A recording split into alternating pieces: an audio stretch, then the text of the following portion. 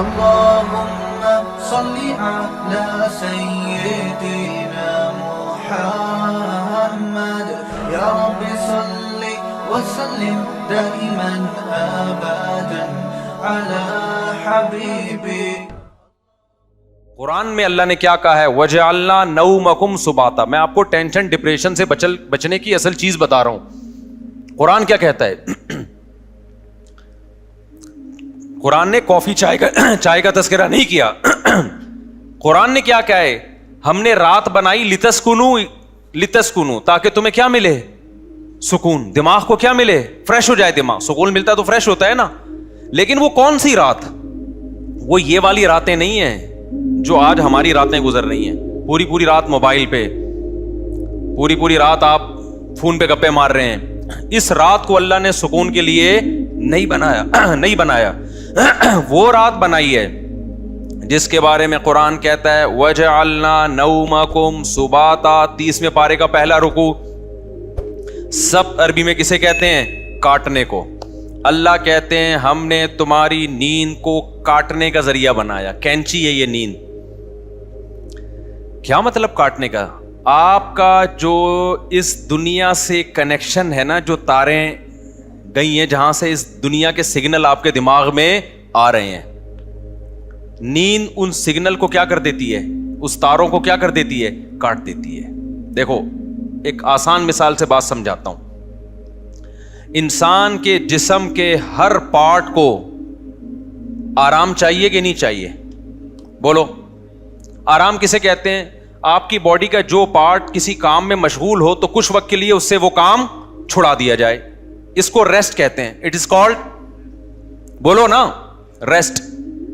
مثال کے طور پر میں بول رہا ہوں, اب میرے گلے کا کام ہے بولنا. بولتے اگر میں کبھی خاموش ہی نہ ہوں تو مجھے گلے کو آرام دینے کے لیے کچھ وقت کے لیے کیا کرنا پڑے گا؟ خاموش رہنا پڑے گا. ایسا ہی ہے نا.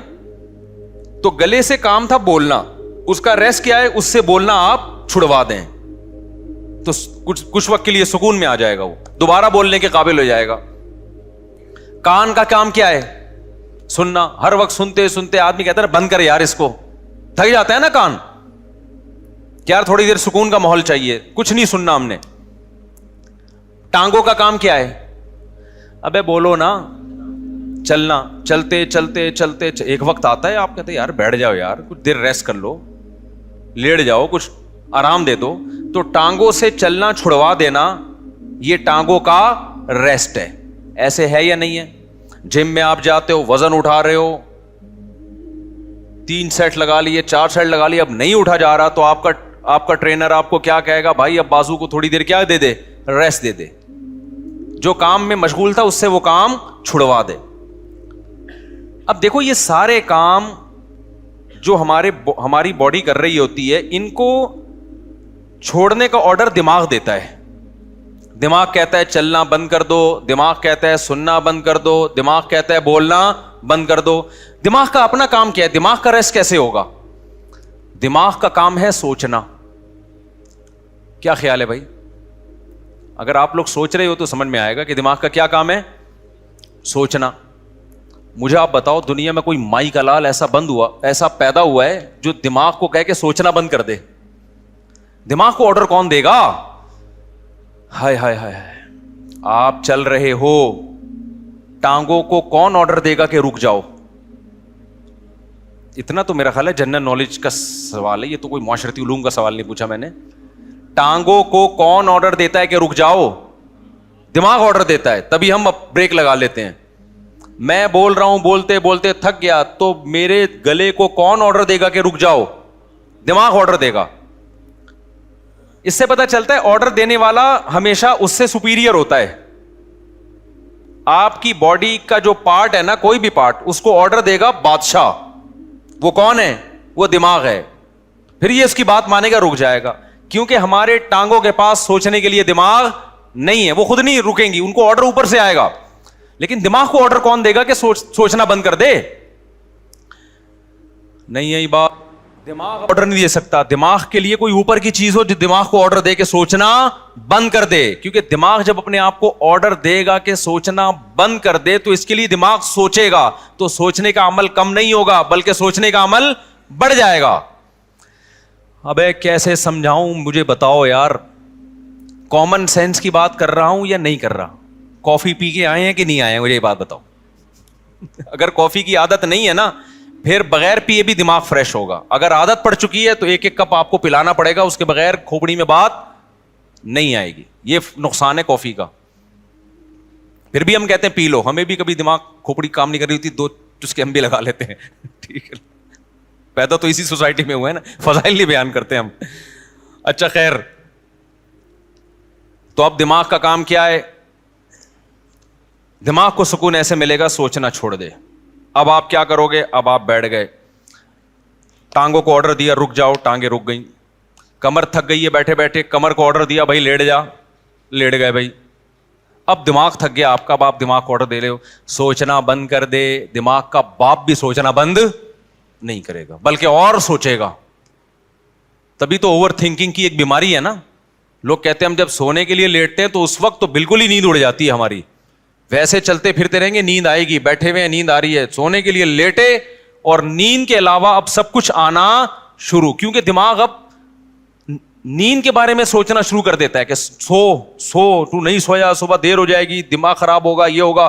اس سے نیند آنے کے بجائے کیا ہوتی ہے, اس ٹینشن سے نیند اور اڑتی ہے. سمجھ میں آ رہی ہے بات؟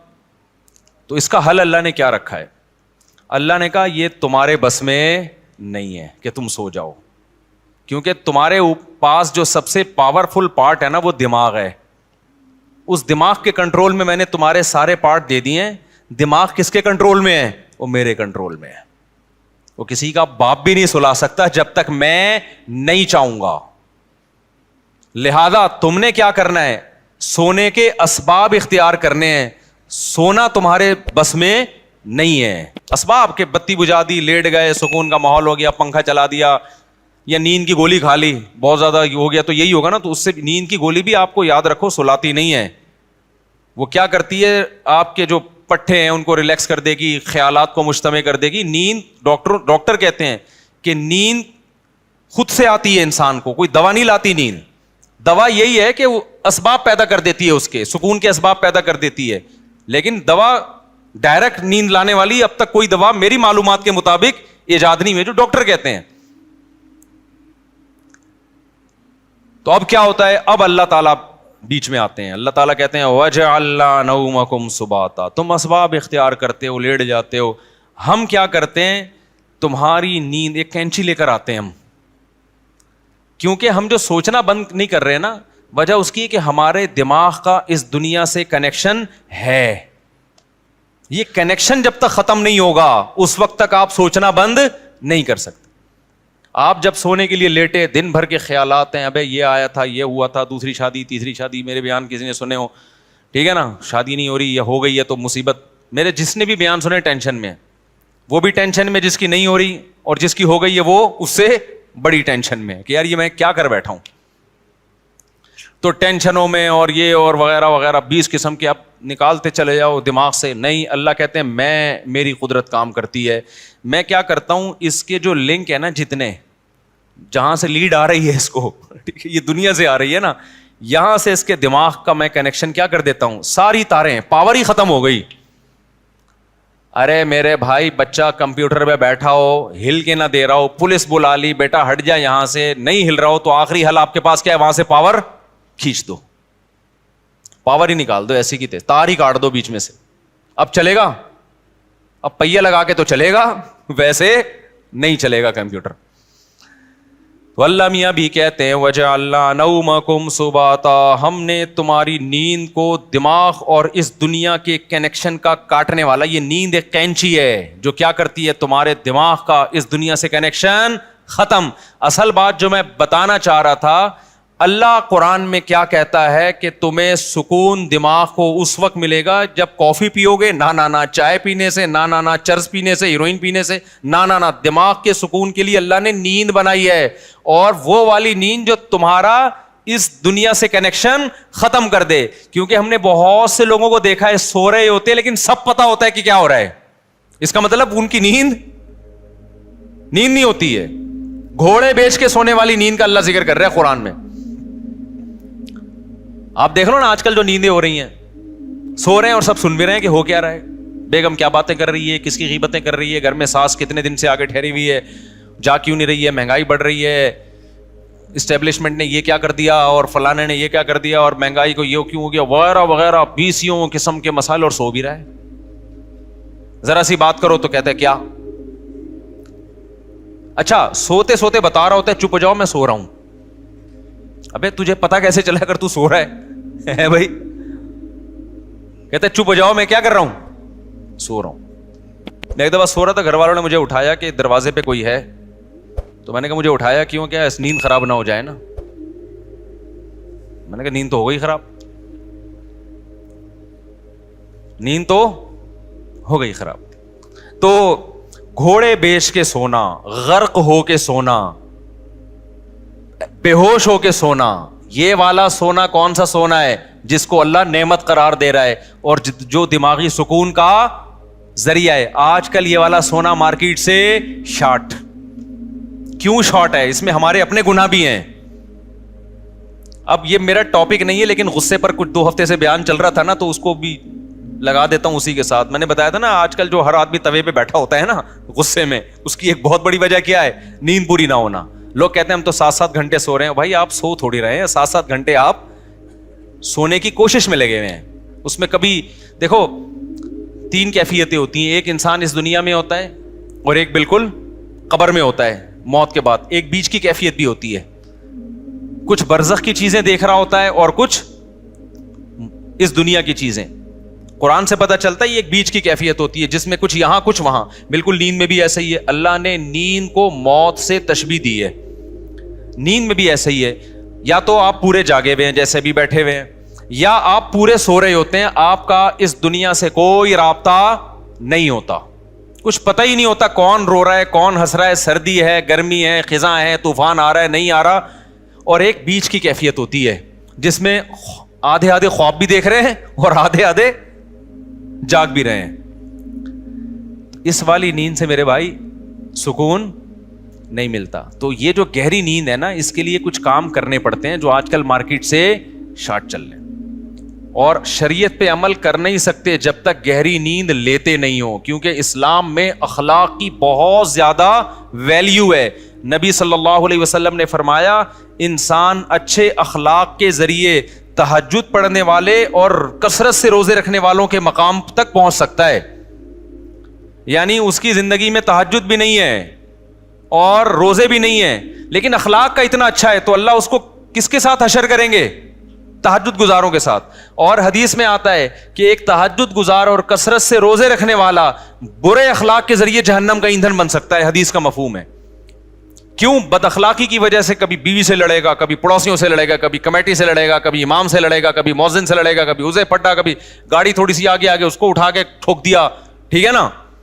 تو ساری نیکیاں اس کی کیا ہو رہی ہیں, ضائع. کیونکہ ہمیں حدیث سے پتہ چلتا ہے کہ جو شخص لوگوں پہ ظلم کرتا ہے قیامت کے دن اللہ بدلہ ایسے لیں گے کہ اس کی نیکیاں اٹھا کے اس کے پلڑے میں ڈالنا شروع کریں گے.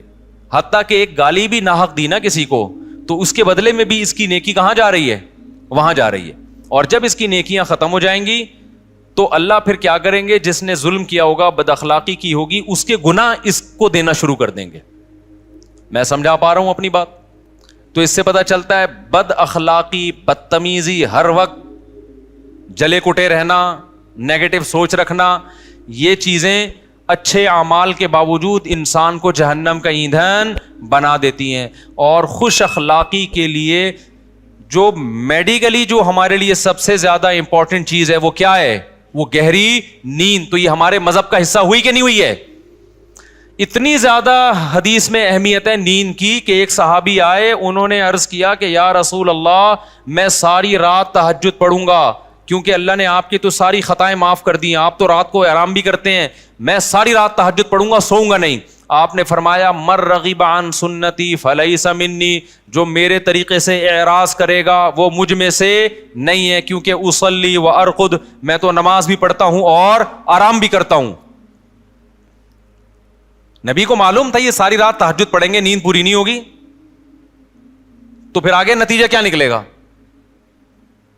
آگے نتیجہ یہ نکلے گا کہ وہ تہجد بد اخلاقی کے ذریعے ضائع کریں گے. یہ سمجھتے ہو بات کو؟ تو میں جو نیند اتنا کر رہا ہوں نا, کوئی میڈیکل سائنس کا شعبہ ہی, لیکن میں اس کو اس لیے بیان کر رہا ہوں کہ اس کا مذہب سے بھائی بہت گہرا تعلق ہے. اصلی و ارقد حدیث میں آتا ہے میں تو نماز بھی پڑھتا ہوں اور آرام بھی کرتا ہوں. تم کون ہو بھائی جو نماز ہی پڑھتے رہتے ہو, آرام نہیں کرو گے رات کو؟ اور ہمارے نبی صلی اللہ علیہ وسلم کی نیند گہری تھی, اتنی گہری تھی کہ آپ صلی اللہ علیہ وسلم کے ہلکے سے خراٹے کی آواز بھی آتی تھی. جب انسان بہت تھک کے سوتا ہے اور گہری نیند سوتا ہے, تو جن کو خراٹوں کی بیماری نہیں بھی ہے ان کے ہلکا ہلکا تیز سانس کی آواز آتی ہے. تو ہمارے نبی صلی اللہ علیہ وسلم بھی جب سوتے تھے, آرام کرتے تھے, تو آپ سے معمولی خراٹوں کی آواز آیا کرتی تھی. یہ اس کی علامت تھی کہ آپ صلی اللہ علیہ وسلم کی نیند ہلکی نہیں تھی بلکہ گہری نیند تھی. سمجھتا نہیں ہے نا بات کو؟ اب گہری نیند کے لیے پھر وہ ٹپس ہیں, وہ ڈاکٹروں سے پوچھیں, آپ اس ڈاکٹر سے پوچھیں خود سو رہا ہو ٹائم پہ, کیونکہ ڈاکٹر خود 3-4 بجے کلینک بند کر کے آ رہے ہوتے ہیں. سمجھ رہے ہو نا؟ تو لیکن اس میں چند چیزیں, ورزش کرے انسان, یہ چائے کافی وافی ان چیزوں سے اپنے آپ کو اس عذاب سے جان چھڑائے. اور بہت ہی کچھ شوق ہے تو چائے پی لو, وہ بھی دن میں 2 کپ بہت زیادہ ہے, لیکن ثواب سمجھ کے وہ بھی نہ کرو. اور رات کو انسان جلدی سے, رات کو موبائل بند کر کے رکھ دے لاکر میں. موبائل جو ہے نا یہ رات کو دیکھو ہی نہیں, یہ بہت بڑی تباہی ہے. سو جاؤ رات کو, صبح 2 بجے 3 بجے اڑ جاؤ, اس کے بعد نماز پڑھو, تلاوت کرو, اللہ سے دعا مانگو, پھر موبائل دیکھ لو بیٹھ کے. بھائی کوئی مفید چیز اگر آپ نے دیکھنی ہے, کوئی جنرل نالج کی چیز دیکھنی ہے, کسی کا ولاگ دیکھنا ہے کہ میں بیت الخلاء میں بیٹھا ہوا ہوں کیسا لگ رہا ہوں, ٹھیک ہے نا, اس طرح بھی ولاگ بھی ایسے آ رہے ہیں کہ بس جو اٹرم پٹرم اٹھا کے ڈال دو. بس میں جا رہا ہوں, میں نانی کے جا رہا ہوں, میں خالہ کے جا رہا ہوں, میں پپو کے جا رہا ہوں. تو جا رہا ہے بھائی, تو ساری دنیا جاتی ہے, تو پہلی دفعہ تھوڑی جا رہا ہے. چلو کوئی دوسرے ملک میں جا کے ولاگ بنا رہا ہے, آپ نے وہ ملک دیکھا نہیں ہے, تو آپ کا یار بغیر ٹکٹ ویزے کے کنٹری دیکھنے کو مل رہا ہے, پھر بھی سمجھ میں آتا ہے. لیکن ایسے ولاگرز آ رہے ہیں, ان پہ تو مجھے تعجب اس لیے نہیں ہوتا کہ ان کو پیسہ مل رہا ہے نا, تعجب تو آپ پہ ہوتا ہے کہ یار آپ کے پاس اتنا ٹائم کہاں سے آ گیا. اور یہ بھی ایک بڑی بےغیرتی کی بات ہے, جس کا ولاگنگ کا چینل نہیں چل رہا نا, اپنی خوبصورت بیوی کو ادھورے لباس میں وہ لے آتا ہے. یار دیکھو, غیرت پہلے ہے, پیسہ بولو بعد میں. میں نہیں کہہ رہا کہ جو بھی عورت کو لے کر آ رہا ہے وہ گندی سوچ کا ہے, بری سوچ کا ہے, میں کسی پہ الزام نہیں لگا رہا. لیکن آپ کی بیوی اٹریکٹیو ہے, خوبصورت ہے, جوان ہے, اور ادھورے کپڑے میں آپ اس کو لا رہے ہیں, تو اس میں تو میرا خیال ہے کوئی دو رائے نہیں ہو سکتی کہ آپ کی نیت کیا ہے. یہ ایسے لوگ ہیں, اگر یہ بیگم کو نکال دیں تو ان کے چینل دھڑام سے نیچے. اور یہ ٹھرکی عوام, انٹرنیٹ پر اتنا فحش مواد پڑا ہوا ہے, اس کو دیکھنے کے بجائے کہیں بھی ان کو کوئی چاہیے کہ اپنی بیگم کے ساتھ آ رہا ہو. بھائی وہ جو مواد ٹھرکیوں کے لیے رکھا ہے وہ بھی غلط ہے, لیکن جب اتنا ہے تو پھر چل کیسے رہے ہیں یہ ٹھرکی چیزیں. اس سے پتہ چلتا ہے کہ قوم کی ٹھرک اتنے عروج پہ پہنچی ہوئی ہے کہ سب کچھ دیکھنے کے بعد بھی جب ان کو پتہ چلتا ہے فلاں کی بیوی آئی ہوئی ہے, دیکھو اس کو لازمی, یہ ٹھرک کی سپرلیٹو ڈگری ہے. بھائی مسئلہ یہ ہے نا کہ نہیں چل رہا تو اپنی بیگم, خوبصورت سی بیگم ادھورے کپڑوں میں لے آئی. تو سوال پیدا ہوتا ہے بھائی جس نے ادھورے کپڑوں میں عورت دیکھنی ہے وہ فلمیں دیکھ لے گا جا کے, وہ ناچ گانے والی عورتیں دیکھ لے گا, تو وہ آپ کی بیگم کو کیوں دیکھے گا؟ لیکن نہیں, وہ بھی دیکھے گا. تو یہ ٹھرک, آپ یو کے سے آئے, آپ کو یہاں کا اندازہ ابھی نہیں ہے. یہ لندن چھوڑ کے پاکستان آ گئے, کہہ رہے بہت اچھا ملک ہے, یقیناً بہت اچھا ملک ہے بھائی. ان لوگوں سے ہم پھر بھی بہت اچھے ہیں. ان میں یہ چھچور پنا اس لیے نہیں ہے کہ وہ اس سے بڑی چیزوں کے عادی ہو چکے ہیں. ہمارے یہاں کے نائٹ کلب ولب نہیں ہے, تو یہ بیچارے کسی کی بیوی ادھورے کپڑوں میں دیکھ کے تھوڑا سا کیا ہو جاتے ہیں, خوش ہو جاتے ہیں. ان سے آپ کمپیئر نہیں کر سکتے, کیونکہ یہ نا بہت سے لوگ کہتے ہیں پاکستان میں فحش فلمیں سب سے زیادہ دیکھی جاتی ہیں. غلط ہے, نہیں دیکھنا چاہیے, لیکن اس کا یہ مطلب نہیں کہ وہ ہم سے اچھے ہیں. بناتے کون ہیں یہ فلمیں؟ وہ لوگ بناتے ہیں, تو بنانے والا زیادہ برا ہے. سمجھ رہے ہو؟ جس میں جو بالکل ہی حیا لیس ہو جائے گا وہ بنائے گا. پاکستانی کم از کم اس سے تو کم ٹھرکی ہے نا, بنا تو نہیں رہا اتنی, پھر بھی دیکھنا چھوڑ دو, ایسا نہ ہو کہ آپ بولیں گے چلو دیکھنے کی وہ پرمیشن, دیکھنا بھی غلط ہے, لیکن اس سے آپ جو دوسری قوموں سے کمپیئر کرتے ہیں نا پاکستانی کو کہ یہ بڑے ٹھرکی ہیں, ایسا بالکل بھی نہیں ہے. ان لوگوں سے وہ ٹھرکی بہت اوپر لیول پہ پہنچے ہوئے ہیں, وہ یہ بد نظری جیسی چھچور پنے کو ٹائم ویسٹنگ سمجھتے ہیں, ٹھیک ہے نا. یہ پاکستان کے غریبوں کے کام ہے یہ کام. خیر, تو جلدی سے میں بات کو سمیٹوں, کہاں سے کہاں چلی گئی. تو میں یہ کہہ رہا تھا یہ تھوڑا سا کنٹرول کر لیں سونے وونے کو, تاکہ اوپر کی سیٹنگ کیا ہو جائے, سیٹ ہو جائے, اور یہ طلاقیں بھی کم ہو ہماری سوسائٹی میں, اور یہ مار دھاڑ کے واقعات بھی کم ہو, اور یہ جو یونیورسٹیوں میں ڈرگس چل رہا ہے, چرس, آئس, یہ سب چیزیں سکون کے لیے لے رہے ہیں لوگ, لیکن اس سے سکون آنے کے بجائے تباہ اور برباد ہو رہا ہے. دیکھو مذہب خدا کی قسم بہت بڑی نعمت ہے. مذہب آپ کے پاس آپشن چھوڑ دیتا ہے سوچنے کا. شرابی شراب کیوں پیتا ہے, وہ کہتے ہیں اس میں کیا خرابی ہے, وہ بحث کرے گا. کچھ لوگ بتائیں گے کہ یہ فائدہ مند چیز ہے, کچھ کہیں گے نقصان دہ چیز ہے. تو وہ اپنی دماغ استعمال کر کے پلس مائنس کر کے ایک فیصلہ کر کے کچھ چھوڑ دیں گے, کچھ پینا شروع کر دیں گے. جو پینا شروع کرتے ہیں سوسائٹی کو کتنا نقصان ہوتا ہے. مذہبی آدمی کے پاس یہ آپشن ہے ہی نہیں. اس کے پاس 2 اور 2 4 کی طرح ہے کہ انما الخمر والمیسر والانصاب والازلام, اے ایمان والو شراب اور جوا کیا ہے, حرام ہے. بس جب حرام ہو گئی تو اب ہمارے پاس آپشن ہی نہیں ہے نا سوچنے کا کہ یہ صحیح ہے کہ غلط ہے. بس غلط ہے, جب اللہ نے کیا دیا غلط ہے تو کیا ہے, غلط ہے یہ. اب دیکھو جو لبرل طبقہ ہے ان میں پردہ ختم ہوتا جا رہا ہے. اپنی بیویوں کو دوسرے کی بیویوں سے, دوسرے دوستوں سے ملانا, دوست کی بیوی آپ کی بیوی سے, آپ کی بیوی اس کے دوست سے, کزنیں آپس میں مل رہی ہیں, اکٹھے ڈانس بھی کر رہے ہیں. وجہ کیا ہے کہ وہ یہ بحث کرتے ہیں کہ اس میں غلط کیا ہے. بھائی اگر کزن نے کزن کے سامنے ڈانس کر لیا, بہنوں کی طرح ہی ہے نا, ہم لوگ کوئی ہماری نظریں خراب تھوڑی ہیں. اس سے آہستہ آہستہ سوسائٹی کس کی طرف جا رہی ہے, تباہی کی طرف. زنا کے واقعات, گھروں سے بھاگنے کے واقعات, ماں باپ کے ساتھ بدتمیزی. جس لڑکی میں حیا نکل گئی, ابا اماں کے ساتھ تمیز سے بات اب وہ کبھی بھی نہیں کر سکتی. لیکن مذہبی لوگوں کے پاس اللہ کی کتنی بڑی رحمت کہ ان کے پاس یہ سوچنے کا آپشن بولو نہیں. کیوں آپشن؟ بھائی بیوی کو آپ نے دوست سے پردہ کرانا ہے, ختم. یہ کس کا حکم ہے؟ ہم تھوڑی کہہ رہے ہیں دوست کی نظریں خراب ہیں. ہو سکتا ہے اس کی نظر آپ سے زیادہ اچھی ہو, وہ نہ بری نظر سے دیکھے, لیکن یہ آپشن ہمارے پاس اللہ میاں نے کیا کر دیا ہے. بھائی جوان بیوی ہے تو آپ کو اپنے دوست سے اس سے پردہ بولو کرانا ہے, ختم. میرے سارے گھر والے میرے بھائیوں سے پردہ کرتے ہیں الحمدللہ. ہماری بھابھی ہم سے پردہ کرتی ہیں. ہم سب جوائنٹ فیملی میں اکٹھے رہے ہیں. ہم لوگ 4 بھائی تھے اور میری والدہ کی 6 بہویں تھیں. یہ بھی پہلی تھی. حالانکہ 4 بھائی میں بہویں کتنی ہوتی ہیں, 4 بہو, اس وقت 6 بہو. اگر ابھی والدہ زندہ ہوتی تو ایک کیلکولیٹر خریدنا پڑتا ان کو بہوؤں کو گننے کے لیے. خیر, تو ہم ایک گھر میں رہے ہیں اور 4 بھائی اور والدہ کی بہویں کتنی, 6 بہویں. تو سب والدہ کی سب بہویں دیوروں سے جیٹھوں سے پردہ کرتی تھیں. یہ جو لوگ کہتے ہیں نا جوائنٹ فیملی میں پردہ ممکن نہیں ہے, یہ میں نہیں مانتا. ہم نے تو کر کے دیکھا ہے بھائی اپنے گھروں میں الحمدللہ.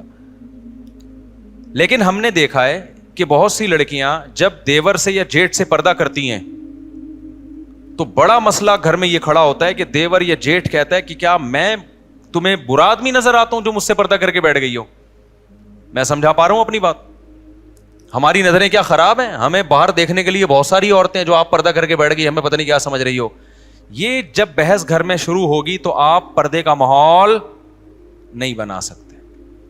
اسلام نے ہمارے لیے یہ بحث کا دروازہ کیا کر دیا, بولو بند. اسلام نے کہا بھائی عورت کا زینت اس کا بھائی, اس کا باپ, اس کا شوہر, اس کا بھتیجا, اس کا بھانجا, اس کا چچا, یہ دیکھ اس کے سامنے آ سکتی ہے, پوتے نواسوں کے سامنے بھی. اس کے علاوہ سارے اس کے لیے کیا ہیں, نامحرم. اب اس کا تعلق اس سے نہیں ہے کہ دیور جیٹ کی نظر اچھی ہے یا گندی ہے. بھائی اللہ کا حکم ہے بھابھی نے دیور سے پردہ کرنا ہے. تو مذہب والا آدمی جو مذہب کو فالو کرتا ہے نا, بہت سارے کنفیوژن اللہ نے اس کے لیے کیا کر دیے ہیں, آسان, ان سے نکلنا آسان کرتا. وہ کہتے ہیں بھائی شریعت کا حکم ہے, ختم. تو سکون سے زندگی گزرتی ہے, گھروں کا ماحول اچھا ہو جاتا ہے. غیر مسلم لوگ نا پہلے یہ کزنوں سے پردہ ختم ہوا, پھر ناچنا گانا شروع ہوئے, اب اس کے بعد ان کے گھروں کا ماحول آپ غیر مسلموں کا جا کے دیکھو, گھروں میں محبتیں کیا ہو گئیں, ختم. خیر میں